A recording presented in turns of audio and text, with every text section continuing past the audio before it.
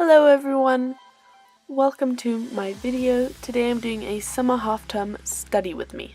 So the first thing I do is just finish up some science revision that I started yesterday, and all I did for this was actually draw in a microscope because I had some spare space and I didn't know what to do. That mind map was on meiosis and mitosis. It was from last year and I just couldn't remember it, so I decided to meet up with a friend, which I did the previous day, and we just went through a load of science and things like that. So now what I'm doing is getting out my history revision.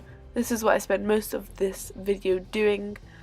So what I decided to do for my history revision, because there's so much content, basically I just decided to condense everything down into these mind maps, kind of. So what I did was, instead of using arrows like the traditional mind map, instead I just put down little subheadings, and under those smaller subheadings, because the book to revise from which our teacher gave us, they did have those subheadings in each page. I just wrote those down, and then underneath I just write down some bullet points. That was pretty much how I did it.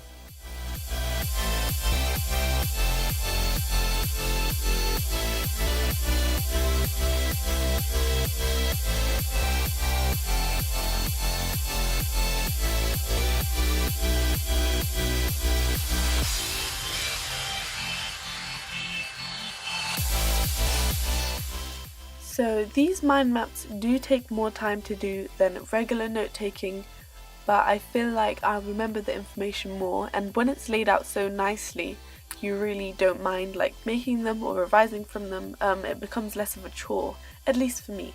So if you want to try that out, I would definitely suggest it. Here is my first finished mind map. So this one was on the economic boom, like I've already said, and I just have a bunch of little subheadings around it. Now I start on my second mind map. This one is about the Roaring Twenties, obviously still in the 1920s in America, and I do the exact same thing as I did before for the previous mind map, and I just keep on writing and going. So this is my second out of 4 mind maps.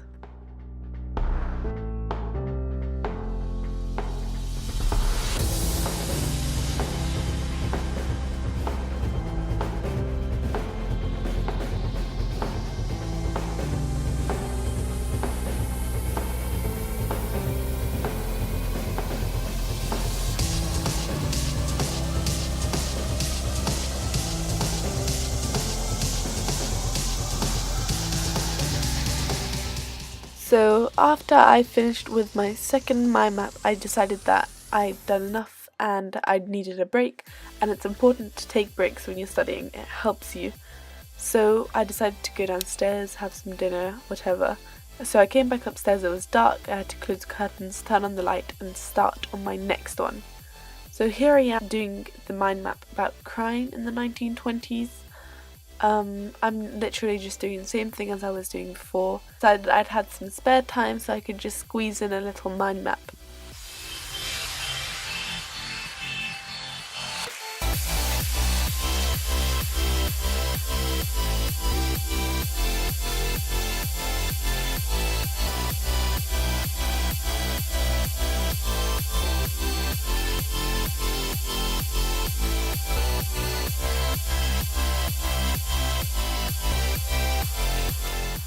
I wanted to finish the mind maps I'd started the night before because I hadn't had the chance to do that.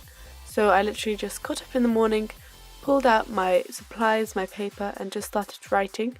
This was the last mind map I did for the day. It was on immigration in the 1920s and the 1930s.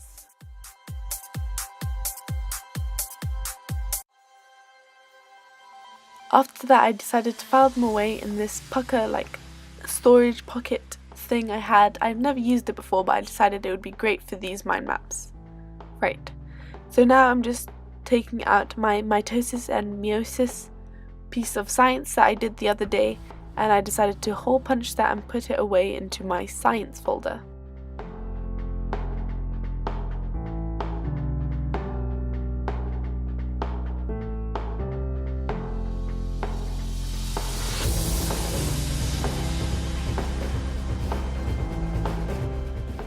So I was pretty much done, so all I had to do now was put away my history booklets, so I zipped those back up.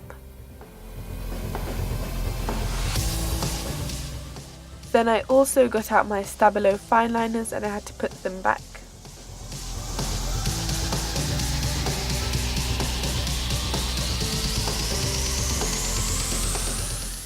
Then I just put away my mild liner, my zebra purple mild liner, and that was pretty much it. Thank you all so much for watching, and I'll see you in another video. Goodbye!